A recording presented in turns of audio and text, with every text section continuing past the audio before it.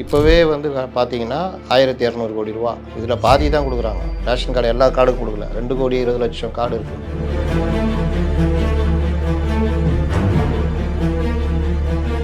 அப்போ ஒரு வருஷத்துக்கு டாஸ்மார்க்கில் வர்ற மொத்த வரி வருவாய் இங்கே கொடுக்குற மாதிரி ஆகும். இன்னொன்று இதனால் ஏதாவது யூஸ் இருக்கான்னு பார்த்தா தேர்தல் கால ஆதாயம் எடப்பாடி பழனிசாமி கோல் பண்ணிட்டாரு. இதில் கெயின் பண்ணிட்டாரு. ஏன்னா இது திமுக யோசிச்சு வச்சிருந்த திட்டம். நீங்கள் தான் ஜெயிக்க போகிற ஆள் தானே, படா அப்படின்ட்டு போக வேண்டியதானே. ஏன் புலம்புறீங்க? காப்பி பேசினியா சொல்கிறீங்க? நீங்களே கமல்ஹாசன் அந்த காப்பி வச்சுட்டு வந்த ஆள் தானே. பட்டியலின இளைஞர்கள் இன்றைக்கி விஜய் பக்கம் போகிறாங்க. பட்டியலின மக்கள் அந்த மாதிரி விஷயங்கள்லாம் கவர் பண்ணுறாரு. நீ வேறு சும்மா அந்த பாரு, இந்த பாண்டு மண்ணெடுத்து அங்கே கொண்டு போய் கொட்டு. நீ என்ன பண்ணுற, அந்த பாண்டு மண்ணா இங்கே கொடுக்குற, மறுபடியும் கொண்டு வந்து இங்கே கொட்டு. இவனுக்கும் ஜாலியாகுது. 225 ரூபா ஜாலியாக கதை பேசிட்டு தாய் பாஸ் ஆகிட்டு சீமான் சொன்னார்ல, சீமான் அணுகிற விதம் தவறு. 225 ரூபா கிடைக்குது, தாய் பாஸ் ஆடிட்டு இருக்கிறோம். நம்ம ஏன் விவசாய கூலி வேலைக்கு போகணும்? அந்த எண்ணம் வரோம்ல. நீங்கள் 50 பேரை வேலைச்சின்னா 50 ஜிபிஎஸ் அங்கே பதிவாகும்ல. 50 பேர் இது பண்ணிட்டு 100ன்னு எழுத முடியாதுல்ல. இங்கே பாருங்கள், தொழில்துறை அமைச்சர் இருப்பார். அவர் வேலை என்ன, ஐடிவிங்க வச்சுக்கிட்டு புதுசாக என்னென்ன வார்த்தைகள் திட்டலான்னு கண்டுபிடிச்சிட்டு இருக்கோம். புதுசாக முதலீடு எங்கே இருக்குன்னு கண்டுபிடிக்க மாட்டார். என்னென்ன வார்த்தையை வச்சு யார் எப்படி திட்டலாம், இதில் தான் இவர் கவனம். பெண்கள் கையில் பொருளாதாரம் போகிற வேலையை பண்ணணும். பீகார்லாம் அது பண்ணனால தான் அவர் 3வது தடவை வந்துட்டார் நிதிஷ். லட்சக்கணக்கில் பார்ப்பான். ஐயோ இந்த பாடுறா நயன்தாரா, கண்ணு அதே இடத்துல இருக்குதுடா, மூக்கு பாரு அதே மாதிரி இருக்குது, நம்மளுக்கு இருக்கிற மாதிரி அவங்களுக்கு மூக்கு இருக்குது பாரு, நான் வெள்ளையாகிறாங்கடா. 4 நாள் பாண்டு தூக்க விட்டா அது என்ன கதி ஆகும் தெரியும். கூட்டம் வருதா, கூட்டிகிட்டு வரீங்களான்றதெல்லாம் அப்புறம் இல்லை. நீங்கள் தான் 60 வயசில் ஒரு குரூப் டான்ஸு, 40 வயசில் ஒரு குரூப் டான்ஸு, 20 வயசில் ஒரு குரூப் டான்ஸு சிஎம்க்கு போட்டு காமிச்சிங்களா இல்லையா? ரன்னிங் பஸ்ஸில் இறங்கி அப்படியே கையாட்டுறீங்க தலைவரை. எங்கள் முதல்வர் இன்னும் எப்படி இளமையாக இருக்கிறார் நம்ம காமிக்கிறோம் தலைவர்னு.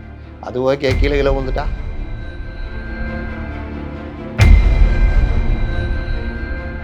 உங்கள் ஆரோக்கியத்தின் உற்ற நண்பன் ஹெல்தி ஸ்வீட் ஃப்ளார். உடனே ஆர்டர் செய்யுங்கள். 4ஆம் துணை நேயர்கள் அனைவருக்கும் வணக்கம். இன்று நம் நிகழ்ச்சியின் சிறப்பு விருந்தினர் ஊடகவியலாளர் முத்தலிஃப் அவர்கள் இணைந்துள்ளார். வணக்கம் சார். வணக்கம். திமுக ஆட்சியில் 1000 ரூபாய் இலவச பேருந்துக்கு வந்து பேசியிருப்போம். இப்போ பார்த்தீங்கன்னா எடப்பாடி அவர்கள் 2000 ரூபாய் தரேன் நான், இப்போ நீங்கள் பெண்களுக்கு மட்டும் தான் கொடுப்பீங்களா, நாங்கள் ஆண்களுக்கும் தரோம் இலவசமா அப்படின்ற மாதிரி வாக்குறுதிகள் 5 கிட்ட கொடுத்துருக்காரு சார். அதை எப்படி பார்க்குறீங்க, வரவேற்கலாமா? என்ன தனிப்பட்ட முறையில் கேட்டால் நான் அதை வரவேற்க மாட்டேன். ஏன்னா இப்போவே வந்து பார்த்தீங்கன்னா 1200 கோடி ரூபா இதில் பாதி தான் கொடுக்குறாங்க. ரேஷன் கார்டு எல்லா கார்டும் கொடுக்கல. 2,20,00,000 கார்டு இருக்குது, பாதி தான் கொடுக்குறாங்க. அதுக்கே 1200 கோடி 1500 கோடி செலவு. இது கணக்கு போட்டால் மாதம் 15,000 14,000 கோடி போயிடுது. இப்போ இவர் சொல்கிறது பார்த்தா அனைத்து ரேஷன் கார்டுகளுக்கும் 2000 ரூபா அப்படின்னா 4,400 கோடி ரூபா பெர் மந்த் ஆகும் ஒரு மாதத்துக்கு. அப்போ ஒரு வருஷத்துக்கு டாஸ்மார்க்கில் வர்ற மொத்த வரி வருவாய் இங்கே கொடுக்குற மாதிரி ஆகிடும். இன்னொன்று இதனால் ஏதாவது யூஸ் இருக்கான்னு பார்த்தா தேர்தல் கால ஆதாயம். மற்றபடி இது சமூக நலம் சார்ந்த விஷயங்கள்னு பார்த்தா பெருசாக எதையும் சாதிக்காது. 1000 ரூபாவே நம்ம எதிர்க்கிறோம். நீங்கள் அதை தாண்டி வேறு கொடுங்க, கறவை மாடுகள் கொடுங்க, வேறு சமூகம் சார்ந்த திட்டம் கொடுங்க, சுய உதவி குழுக்கு, தொழில் கடன், இந்த மாதிரி ஏதாவது கொடுங்க. இது மாதிரி கொடுக்கறது, பணம் கொடுக்கறதுன்றது வந்து மக்களை மேலும் இதாக தான் கடனில் தள்ளுற மாதிரி எதிர்பார்ப்பை உண்டு பண்ணும். விலைவாசியை வந்து ஏற்றிடுறாங்க இல்லையா, அதை கட்டுப்படுத்த. இன்னொன்று, இது கொடுக்கறதுடைய வரி எங்கே போய் விழுனா நம்ம தலையில் தான் விழும். இதுக்கு வருவாய் எங்கே தேடுவாங்க? வீட்டு வரியாக, சொத்து வரியாக, பால் கட்டண உயர்வாக நம்ம தேடுவாங்க. அதனால் அது. ஆனால் இந்த விவகாரத்தை அரசியல் சார்ந்து அப்படின்னு பார்த்தால் எடப்பாடி பழனிசாமி கோல் பண்ணிட்டாரு. இதில் கெயின் பண்ணிட்டாரு. ஏன்னா இது திமுக யோசிச்சு வச்சிருந்த திட்டம். பெரியசாமி தேவையில்லாமல் ஒரு வார்த்தையை விட்டார். பெண்களுக்கு இனிப்பான செய்தி முதல்வர் விரைவில் அறிவிப்பார்னு. இவங்க அந்த 20ஆம் தேதி 21ஆம் தேதி வருதுல்ல சட்டசபை, அன்னைக்கு அறிவிக்கலான்னு பெருமையாக எடுத்து வச்சுருந்தாங்க. இதை திமுகலேருந்தே யாரோ லீக் பண்ணி விட்டுக்கிறாங்க போல். எடப்பாடியே அறிவிச்சிட்டார். யார் முந்துறாங்களோ அவங்களுக்கு தான் முந்தினவங்க கை பணியாரம் தான் இது. அப்போ நான் 2000 ரூபா தரேன்னா இப்போ இவர் நானும் 2000 ரூபா தரேன்னு சொல்ல முடியுமா? நல்லா இருக்காது. அதோட அதிகமாக சொன்ன யாரும் நம்ப மாட்டாங்க. 1000 ரூபா கொடுத்ததுக்கே நீ பண்ண பாடு எங்களுக்கு தான் தெரியும், 3 தடவை கரண்ட் பில் ஏற்றிட்டார், அந்த கோவம்லாம் இருக்குல்ல. அதனால் அது வந்து எடப்பாடி இந்த இதில் ஸ்கோர் பண்ணிட்டாருன்னு தான் பார்க்கணும். அதனால தான் கோவப்பட்டு திட்டிகிட்டு இருக்கிறாங்க. நீங்கள் ஒரு காப்பி பேஸ்ட் அப்படின்னு. ஏய் 1000 ரூபா உரிமை தொகையே காப்பி பேஸ்ட்டு தான். கமல்ஹாசன் சொல்லிக்கார் உள்ளே இருந்துன்னு. என்ன காப்பி பேஸ்ட் பண்ணிட்டு நீங்கள் இப்போ அவனை காப்பி பேஸ்ட்னு சொல்கிறியான்னு. ஏன்னா அவரால் வெளிப்படையாக பேச முடியாது. எங்கே இருக்கிறாரு? அறிவாலயத்தில் நின்றுக்கிறாரு வாசலில். அதனால் கமல்ஹாசன் சொன்னது இது. மக்கள் நீதி மையம் நாங்கள் ஆட்சிக்கு வந்தால் 1500 ரூபா கொடுப்போம் மகளிருக்குன்னு. முட்டாள்தனமாக அது ஒரு கட்சியா? வாட்ஸ்அப்பில் பேசுகிற ஆளெல்லாம் கூப்பிட்டு கட்சியில் எம்எல்ஏ பதவி கொடுத்த கட்சி அது. பஸ் ஓட்டின்னு ரீல்ஸ் போட்ட அம்மாவை உலகத்திலே இந்த அம்மா தான் முதல் பெண் பேருந்து ஓட்டுனர்னு நினச்சிக்கின்னு ஒரு பஸ் முதலாளி வேலைக்கு வைக்கிறான். ப்ரைவேட் பஸ்ஸு எப்படி போவாங்க பார்த்துறீங்களா? அப்படியே ரெடியாக இருப்பான். வயசானம்மாலாம் இறங்கலைன்னா கண்டக்டரை பிடிச்சி கீழே இறக்கி விட்ருவான். இறங்குமா கீழே, ஏய் கிளம்புடா மயில் வந்து எனக்கு பின்னாடி அப்படின்வான். இப்படி போட்டி போட்டு ஓட்டுவாங்க கிராமத்துலலாம். நமக்கு இங்கே தெரியாது. அந்த மாதிரி ஒரு ப்ரைவேட் பஸ்ஸில் இந்த அம்மா டிரைவர் வேலை கொடுக்குறாங்க ஒரு அம்மாவுக்கு. அது எடுத்து என்ன பண்ணுது, கூடவே இந்த அரசியல்வாதிகளை வச்சு சுற்றுறாங்க பாருங்கள், அந்த மாதிரி டீம் வச்சுக்குது. இவங்க கீர் போட்டால் ஒரு ஃபோட்டோ, தூக்குனா ஒரு ஃபோட்டோ, அப்படி ஓட்டிகிட்டு இருக்கும்போது அப்படி ரீல்ஸ் எடுத்து போடுறது. இது போக விஐபிங்களை பஸ்ஸில் ஏற்றிக்கிறது. கனிமொழி, அந்த வானதி சீனிவாசன், இந்த மாதிரிலாம் ஏற்றிக்கின்னு அவங்க கண்டக்டர் ஒரு அம்மா, ஏம்மா சீக்கிரம் போம்மா அந்த பஸ்ஸு வருது, கலெக்ஷன் காட்டணும், சும்மா வேலையை பார் அப்படி இப்படின்றது. அப்புறம் கீழே இறங்கி கேடயம் வாங்குறது, அது வாங்குறதுன்னு. லாஸ்ட்டில் கலெக்ஷன் பார்த்தா ஒன்றும் இல்லாமல் போச்சு. பஸ்ஸு முதலாளி கூப்பிட்டு, நான் ஒரு பஸ்ஸை 2 பஸ் ஆகலான்னு தான் நான் வேலைக்கு ஆள் வைக்கிறேன். சரி ஒரு பொன் பிள்ளையாக இருக்கிறியா, ஏதோ ஓட்டுவேன்னு பார்த்தா நீ ஒரு பஸ்ஸை இல்லாத ஆகிடுவ போல், நீ கிளம்பு தொட்டி விட்டார். ஒன்று இந்த அம்மா ரீல்ஸ் போடுற நாய்க்கு இல்லை, என்னை எவமத்தி விட்டா என்னை பெண்ணுன்றப்பா அப்படி இப்படின்னு விட்டினோன்னா இவர் கூப்பிட்டு ஒரு கார் கொடுத்தாரு. அப்படிப்பட்ட அறிவாளி கமல்ஹாசன் சொல்ல வரேன். அவர் கண்டுபிடிச்சது தான் மகளிர் உரிமை தொகை 1500. அதுக்கு ஏதோ ஒரு பேர் வச்சார் அவர். ஆனா எடப்பாடி அவர்களுமே சொல்லியிருக்காரு 1500 நான் தரேன் அப்படின்ற மாதிரி ஒரு பிரச்சாரம். அப்போ எல்லாருமே அதுக்கப்புறம் சொன்னது பாத்தீங்கன்னா சாத்தியமே இல்ல, 1000 ரூபாவே கொடுக்கறதுக்கு சாத்தியம் இல்லைன்னு சொல்லியிருப்பாரு. இப்போ அவரே 2000 தேர்தல் காலங்க, தேர்தல் காலம். நாளைக்கே எனக்கு தெரிஞ்சு இந்த 2000 ரூபாய்க்கு பதிலாக நான் வேற ஒரு மக்கள் நலன் சார்ந்த ஒரு திட்டம், அந்த மாதிரி அவர்களுடைய பொருளாதாரத்தை உயர்த்துற திட்டமாக நான் அதை கன்வெர்ட் பண்ணுறேன்னு மாற்ற கூட செய்யலாம். இப்போதைக்கு ஒன்று அடிக்கணும்ல, அதனால் இந்த 2000. இப்போ இந்த ஆண்களுக்கும் பேருந்துல கட்டணம் இல்லா பேருந்து பயணம் அப்படின்ற மாதிரி ஒரு திட்டம் நகர்ப்புறங்களில். இப்போ அதை நம்ம எப்படி பார்க்கலாம்? ஏன்னா பெண்களுக்குன்றப்பவே மாசம் வந்து 1 லட்சம் கோடி கிட்ட வருது. இல்லைங்க, அது ஏகப்பட்ட பிரச்சனைங்க. அது பெண்களுக்குன்னா பெண்களே ஏறலைங்க. நேற்று ஒருத்தர் சொல்லியிருந்தார், போக்குவரத்து தொழிற்சங்கத்தில் இருக்கிறவர், வேலைக்கு போகிற பெண்கள்லாம் பாவங்க, அதுங்க பஸ் ஏறினா இந்த வீட்டில் 40 வயசு 50 வயசு ஆனதெல்லாம் காலையில் ஒரு பையை குத்து அமுச்சு விட்ருவாங்களாம். அதுங்க பஸ்ஸில் ஏறி உக்காந்துக்குமா, இந்த எண்டுலேருந்து அந்த எண்டு, மறுபடியும் இன்னொரு பஸ்ஸில் ஏறி இது டெய்லி பகலில் சுற்றுறது தான் பெரும்பாலும் மாதிரி. அவங்கள இறங்கணும்னு சொல்ல முடியாதான். ஏம்மா இறங்குமா, நீ என்ன சுற்றினே இருக்கிறேன்னா, அதை ஒருத்தன் வீடியோ எடுத்து போட்டு பெண்ணை இறக்க முயற்சித்த கான்டாக்டர்னு உடனே இவனை சஸ்பெண்ட் பண்ணுறாங்க. நரிக்குறவன் புருஷன் முன்னாடி குடிச்சிட்டு பஸ்ஸுக்குள்ளே சண்டையான், அதை இறக்கி விட்டதுக்கு ஒரு வீடியோ போட்டு பிரச்சனையாகி அவங்கள ஜிஎம் வரைக்கும் சஸ்பெண்ட் பண்ணிக்குது கவர்மெண்ட்டு. இந்த மாதிரி பல பிரச்சனை இருக்குது. இவங்க எல்லாம் உக்காந்தா இப்போ இவங்க வேலைக்கு போகிற பெண்கள் அதை பயன்படுத்த முடியாத நிலமை. இந்த மாதிரி பல நடைமுறை சிக்கல் சொல்கிறேன். மீன் கூட மீன் வண்டியில் தனியாக ஏற்றிட்டு போவாங்களாம் 50 ரூபா கொடுத்து ஒரு கூடைக்கு, கன்னியாகுமரி சைட்லாம். இலவச பஸ்ஸுன்னொன்னே இவங்களுக்கு வருமானம் இல்லை, யாருக்கு? பஸ் கண்டக்டருக்கு. அதுக்கு பதிலாக ஏம்மா மீன் கூடைக்கு 10 ரூபா கொடு ஏற்றிக்கோ அப்படின்னு பஸ்ஸு ஃபுல்லாக மீன் கூட, பேசஞ்சர் ஏறுவானா, வருமானம் குறையுது. அப்போ அடுத்த தடவை ஆர்டர் போட்டு மீன் கூடலாம் ஏற்றக்கூடாதுன்னு அதை ஒரு வீடியோ எடுத்து போட்டு கவர்மெண்ட் அதை எப்படி பண்ணலாம் அப்படின்னு அது ஒரு பிரச்சனை. இந்த மாதிரி பல பிரச்சனைகள் எனக்கு என்னென்னு இருந்தால் தான், எனக்கு என்னென்னு திட்டம் போட்டால் எனக்கு என்னென்னு தான் பிரச்சனைகள் வரும். அதுவும் இது சமூக வலைதள காலம், எவனா ஒருத்தர் வீடியோ எடுத்து போட்டுருவோம். அதனால் இதுக்கெல்லாம் பயந்துட்டு தான் அவங்க பஸ்ஸை ஓட்டிகிட்டு இருக்கிறாங்க. இந்த மாதிரி பிரச்சனைகள் ஓடிக்கிட்டு இருக்குது. இப்போ ஆண்களுக்கும் ஏறிக்கிடா போடா வாடான்னு அவன் இப்போ முன்ன லைப்ரரியில் பார்த்தீங்கன்னா பாதி பேர் உட்காந்து தூங்கின்னு இருப்பான். சில பேர் மேட்னி ஷோ போவான். ஏன்னா அவனை பகலில் என்ன செய்யணும்னு தெரியாது. டிக்கெட் எடுத்துகிட்டு ஏசியில் போய் உட்காரணுன்னு, ஏசியில் வெயில் காலத்தில் பாதி பேர் ஏசி தேட்டர் ரொம்ப பகல் ஷோ மட்டும் ரொம்ப. என்ன காரணம்னா ஏசிக்கு பயந்து, வெயிலுக்கு பயந்து தான் உட்காருவாங்க. சில பேர் லைப்ரரியில் போய் உட்காந்து தூங்கின்னு இருப்பான். இந்த தேவநாய பவனர்லாம் போனீங்கன்னா சீட்டு இருக்காது, இவன் உட்காந்து தூங்கின்னு இருப்பான். அண்ணாவுக்கு போங்க உட்கார சீட்டு இருக்காது, அண்ணா லைப்ரரி. இவனுக்கு போய் ஆக்கிரமிச்சிட்டு புக்கை ஒன்று எடுத்துக்குவான், கொஞ்சம் நேரம் அப்படியே பார்ப்பான் லைப்ரரியும் பார்க்குறானான்றதுக்கு. அப்புறமா பார்த்தா பார்க்குற மாதிரி தான் இருக்கும், தூங்கின்னு இருப்பான். சில பேர் கண்ணை திறந்துட்டே தூங்குவான். அந்த வித்தெல்லாம் தெரிஞ்சு வச்சுக்கான். இதான் நிலமை. அதனால் அதெல்லாம் நம்ம கடந்து தான் போனோம். தேர்தல் கால வாக்குறுதிகள்லாம் நம்ம ஒன்றும் சொல்ல முடியாது.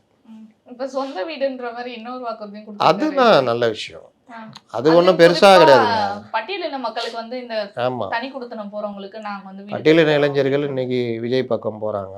அந்த பட்டியலின ஓட்டை நம்ம மக்களுக்கு கவர் பண்ணணும். அந்த மாதிரி விஷயங்கள்லாம் கவர் பண்ணுறாரு. ம். அது அவர்களுக்கான ஒரு சமூக திட்டம் தான் அது. ஒருத்தர் வீடு இல்லாதவங்களுக்கு வீடுன்னா அதுனா குறைந்த அளவு தான்.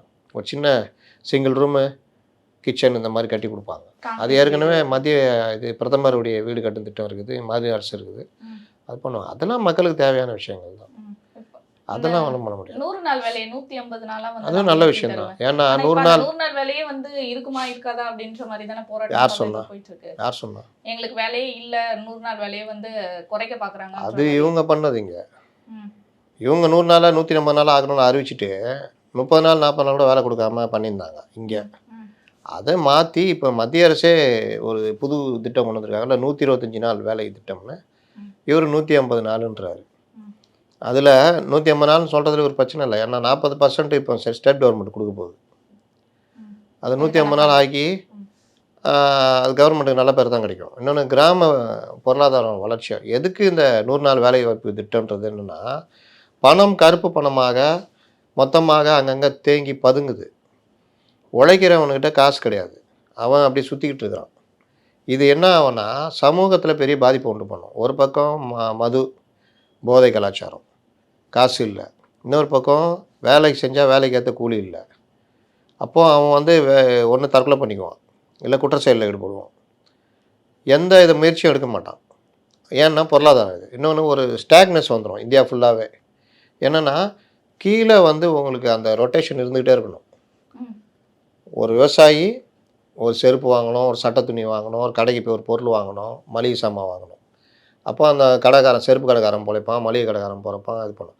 மளிகை கடைக்காரன் போய் ஒரு செருப்பு வாங்கினானா செருப்பு கடை போடும். செருப்புக்காரன் போய் ஒரு அல்வா ஸ்வீட் ஸ்டாலில் ஸ்வீட் வாங்கினானா அவன் பொழைப்பான். இப்படி ஒன்று சார்ந்து ஒன்று தான் நம்ம சமூகம்.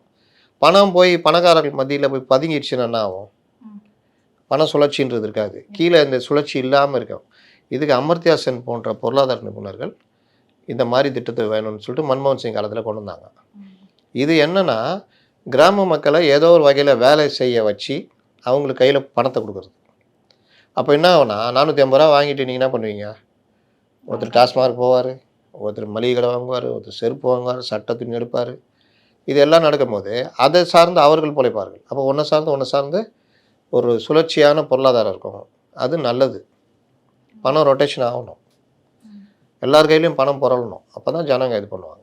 இப்போ 100 பேர் வேலை செய்கிற இடத்துல 50 பேரை வேலை செய்ய வைக்கிறது, 50 பேர் வேலை செஞ்ச மாதிரி கணக்கு காமிக்கிறது, போய் கணக்கு கட்டுறது. மஸ்டர் ரோல்னுவாங்க. இன்னொன்று இந்த 50 பேருக்கும் 450 ரூபா கூலினா 225 ரூபா கொடுக்குறது. அப்போ 225 ரூபா கொடுக்கும்போது நான் வேலை செய்ய மாட்டேன். நீ ஏன் வேலை செய்கிற? நீ வேலை சும்மா அந்த பாரு இந்த பாண்டு மண் எடுத்து அங்கே கொண்டு போய் கொட்டு. நீ என்ன பண்ணுற? அந்த பாண்டு மண்ணை இங்கே கொடுக்குற, மறுபடியும் கொண்டு வந்து இங்கே கொட்டு. பருத்தி மூட்டை அப்படியே இருந்துங்கன்னு கிளம்பிப்போம். இவனுக்கும் ஜாலியாகுது. 225 ரூபா ஜாலியாக கதை பேசிட்டு தாழை பாஸ் ஆகிடுனா சீமான் சொன்னார்ல, சீமான் அணுகிற விதம் தவறு.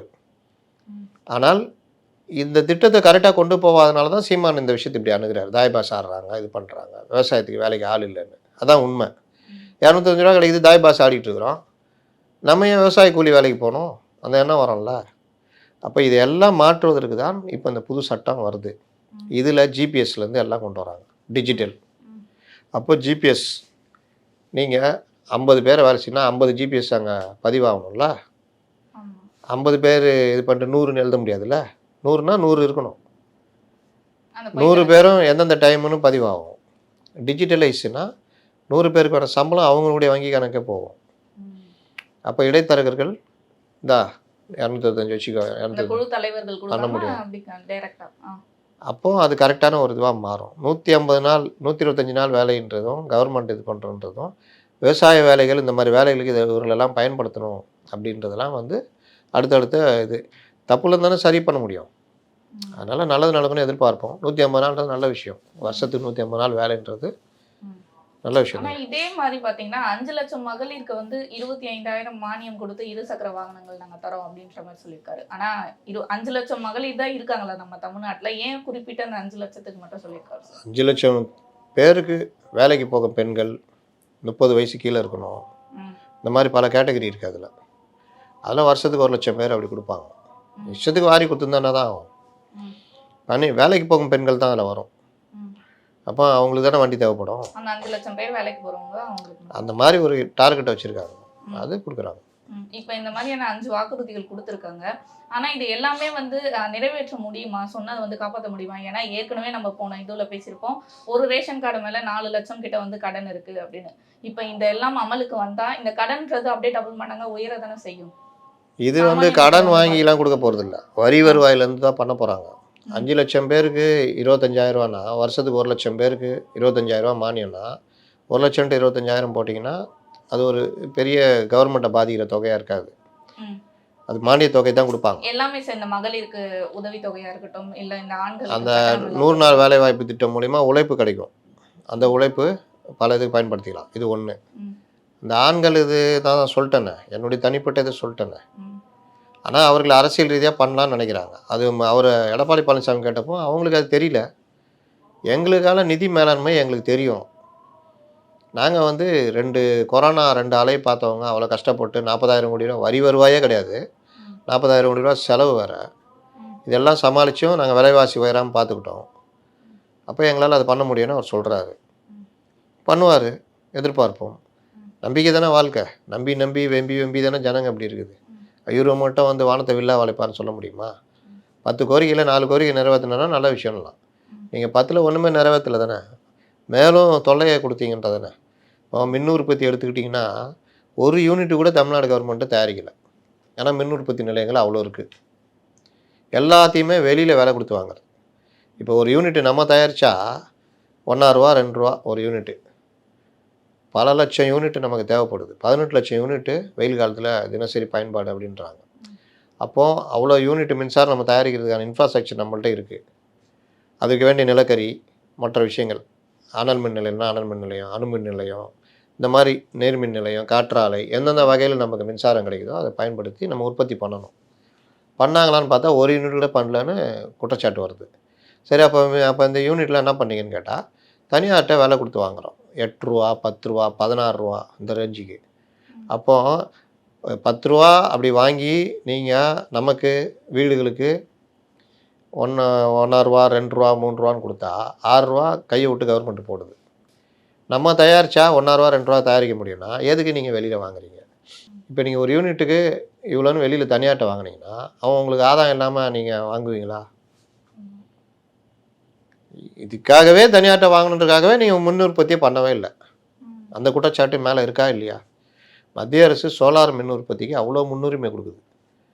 தமிழ்நாட்டில் அதற்கான ஏதாவது முயற்சி இருக்கான்னு பார்த்தா இல்லை.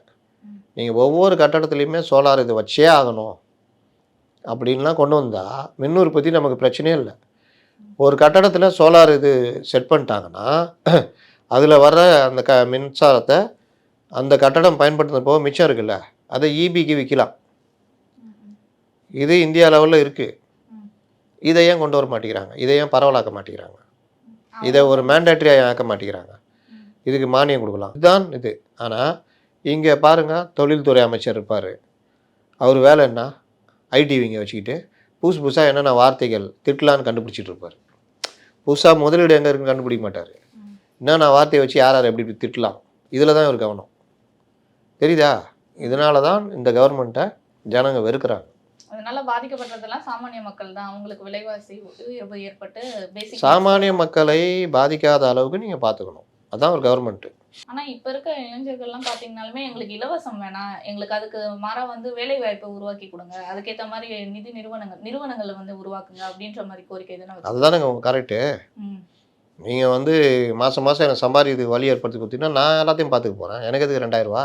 ஆமாம், நான் அதெல்லாம் வாங்கிக்க மாட்டேன், நான் சம்பாரிச்சா வாங்கிக்க போகிறேன். நான் இப்போ ₹3,000 வந்துச்சு, நாங்கள் வாங்கி ஒரு வருஷமே எப்போவுமே நான் அது பண்ணுவேன்.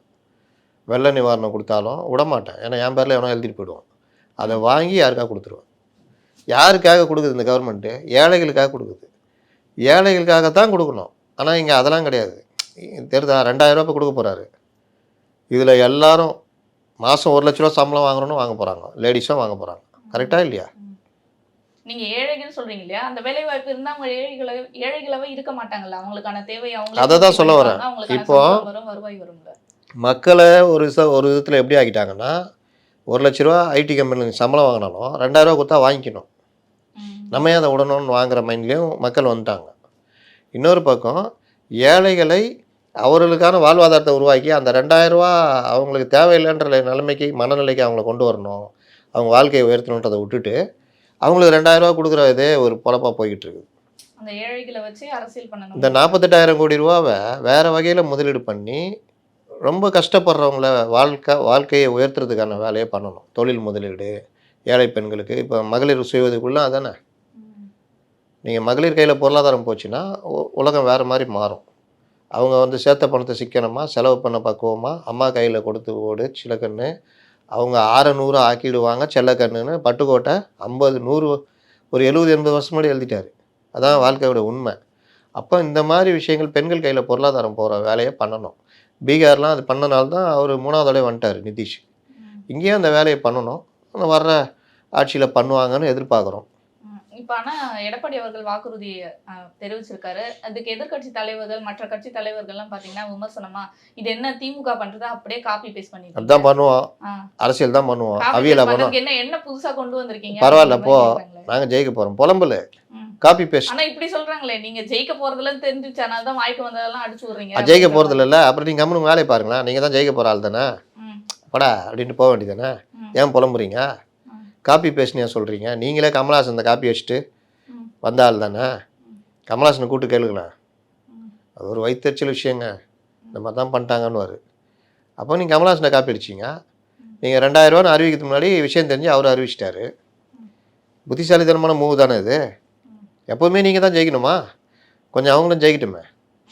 அதனால் அந்த கோபம் ஆற்றாமை அறிவிச்சிட்டான் பாருங்க. சேகர்பாபு அவர்கள்லாம் இதெல்லாம் வேஸ்ட்டு, நாங்கள் எங்கள் தலைவர் ஒருத்தாலாம் நின்று இரும்பு மனிதராக வெல்வார் பாருங்க, 2வது முறை ஆட்சி கட்டில் உட்காருவார் அப்படின்றாரு. அவர் இரும்பு மனிதர் தான் பார்த்துமே, ஒரு கார்பரேஷன் கவுன்சிலை கூட மதிக்க மாட்டேங்கிறான். எங்கே மதிக்கிறான்? அவர் என்னென்ன பண்ணுறாங்க. போகிற இடம்லாம் பார்த்தீங்கன்னா ஆரவாரமாக வந்து வரவேற்கிறாங்க மக்கள். இப்படி ஒரு 500 பேர் நிற்பாங்க, மூவ் ஆனோன்னு பின்னாடி இந்த ஒழிப்பாங்க நிற்பாங்க. ஆரவாரம் இன்னொன்று, உண்மையிலேயே ஆரவாரமாக வராட்டா கூட அதை ஓட்டாக மாறாது. அதுக்கு பல உதாரணங்கள் இருக்குது. கலைஞர் காலத்தில் இருக்குது, பலருக்கு இருக்குது. ஷோ கூட ஒரு சமீபத்தில் ஒரு இது பேசியிருக்காரு. 71 எனக்கு வந்த கூட்டம் பீச்சில் அந்த மாதிரி கூட்டம் நான் பார்த்ததே இல்லை.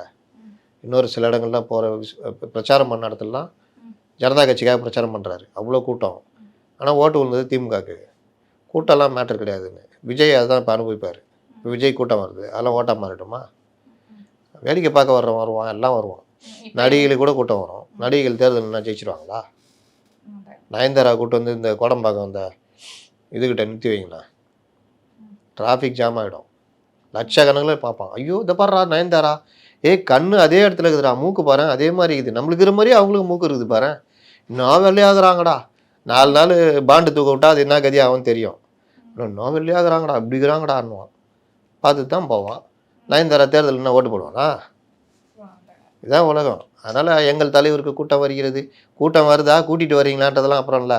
நீங்கள் தான் 60 வயசில் ஒரு குரூப் டான்ஸு, 40 வயசில் ஒரு குரூப் டான்ஸு, 20 வயசில் ஒரு குரூப் டான்ஸு சிஎம்க்கு போட்டு காமிச்சிங்களா இல்லையா? இந்த கூத்தெல்லாம் பார்த்துச்சுல இல்லை தமிழகம். அதனால் சிஎம் எப்படி வேணால் அவங்க வளர்ப்பாங்க. தலைவரே வர்றீங்க, கம்பு கொடுப்பாங்க, கம்பு சுற்றுறீங்க. தலைவரை பஸ்ஸில் ஏறுறீங்க, ரன்னிங் பஸ்ஸில் இறங்குறீங்க தலைவரை. ஆமாம், ஸ்கிரிப்டு. ரன்னிங் பஸ்ஸில் இறங்கி அப்படியே கையாட்டுறீங்க தலைவரை. எங்கள் முதல்வர் இன்னும் எப்படி இளமையாக இருக்கிறார் நம்ம காமிக்கிறோம் தலைவரன்னு. அது ஓகே, கீழே வந்துட்டா ஏன்டா அந்த பாடுபடுத்துறீங்க அப்படின்னு. ஏன்னா அவரை போட்டு அந்த பாடுபடுத்துகிறாங்க. சைக்கிள் ஓட்ட வச்சாங்க, ஜிம்மு போக வச்சாங்க, என்னென்னவோ பண்ண வச்சாங்கல்ல. இப்போவும் பண்ண வச்சுட்டு தான் இருக்காங்க, இல்லாமல் இருக்குது. ஒரு இடத்துல இறங்கி போகிறாரு, ஒரே அப்படியே கையாட்ட வர்றாரு, எதிர்ப்பு கோஷம். திரும்பி போ ஆய்வின்னொன்னே அப்போ தான் தெரியுது இவங்களுக்கு, ஐயோ இது நம்ம கூட்டம் இது வேறு கூட்டம்னு சொல்லிட்டு உடனே திரும்பி மறுபடியும் வேனில் ஏறி போயிடுறாரு. பார்த்தீங்களா இல்லையா? அதான் இன்றைக்கி நிலைமை. இந்த எதிர்ப்புகள் மக்கள்கிட்ட மௌனமாக உள்ளே இருக்குது. தேர்தலில் அது வெளிப்படும். இப்போ அதிமுக வந்து இந்த அறிவிப்பை வெளியிட்டிருக்காங்க. இப்போ திமுகவும் வந்து தேர்தல் வாக்குறுதிகள் அறிவிப்பு வந்து வெளியிட்டதா சொல்லியிருக்காங்க. எப்படி அதை எதிர்பார்க்கலாம் சார்? எப்படியான வாக்குறுதிகள் வந்து கொடுப்பாங்கன்னு நினைக்கிறீங்க? என்ன மாதிரி? வழக்கம் போல் ஏதாவது ஏமாத்தலாம்னு நினைப்பாங்க. போன தடவை அவங்கள பயங்கரமாக நம்பினாங்க. ஊர் பூரா பெரிய குழு வச்சு பத்திரிகையாளர்கள்னால் எல்லா பத்திரிகையாளர்கிட்டையும் கேட்குறது, மருத்துவர்கள்னால் மருத்துவர்கள்டே நீங்களே சொல்லுங்கன்றது, கல்வியாளர்கள்னால் கல்வியாளர்கள், போக்குவரத்து வச்சு அந்த மாதிரி எல்லாருக்கிட்டையும் கேட்டு எல்லாரையுமே எப்படி மனசு கொண்டு வந்துட்டாங்கன்னா, நம்ம கவர்மெண்ட் வரப்போது நம்மளுடைய கோரிக்கையை எழுதியிருக்காங்க பாரு தேர்தல் வாக்குறுதியில். ஓ, அப்போ முதல்வர் ஆயிட்டா என்ன பண்ணுவோமோ அதை முன்னாடி அதை எழுதிட்டாரு. இனி நமக்கு ஒரு பெரிய, அதனால தானே ஸ்டாலின் தான் வராரு, விடியல் தர போகிறாருன்னு அந்த பாட்டை எழுதுனது தேடினுக்கிறாங்க. அப்போ அவர் இப்போ ஆரம்பத்தில் பெருமையாக பேட்டிலாம் கொடுத்தாரு, இப்போ எங்கே தலைமறைவாகிறாராம். இப்போ அந்த மாதிரிலாம் வந்ததுனால தான் ஒரு பெரிய வரவேற்பு கிடைச்சது. ஆனால் பெரும் வரவேற்புலாம் கிடைக்கல. 75 சீட்டு ஜெயிச்சாங்களே இவங்க, ஏதோ கிடைச்சது. அப்போ அந்த மாதிரி இப்போ வந்து இவர் தேர்தல் வாக்குறுதின்னு தூக்கிட்டு போனால் என்ன ஆகும்? நேற்று இந்த சுமந்த் ஸ்ரீராமன் சொல்லிட்டு இந்த அரசியல் விமர்சகர் போட்டிருக்காரு, ரொம்ப கஷ்டம்லாம் படாதீங்க, அந்த தேர்தல் வாக்குறுதியை எடுத்து வச்சுக்கங்க, கூடுதலாக விடுபட்டதாக இருந்தால் அதை சேர்த்துக்குங்க, இதெல்லாம் போடுங்க அப்படின்னு போட்டிருக்கு. இதுதான் நிலமை. நேராக மக்கள்கிட்ட போனால் பிரச்சனை வரும்ன்ட்டு செயலி மூலமாக சொல்லுங்கள் அப்படின்னு. இதுதான் இவர்களுடைய பிரச்சனை. புதுசாக நீங்கள் சொல்ல முடியாது, ஆளுகின்ற கட்சி, அப்போ ஏன் செய்யலைன்னு கேள்வி வரும். அப்போ வேறு ஏதாவது சொன்னால் இதெல்லாம் போட்டது இது ஏன் செஞ்சியா அப்படின்ற கேள்வியும் வரும். அதனால் சிக்கலில் தான் இருக்காங்க.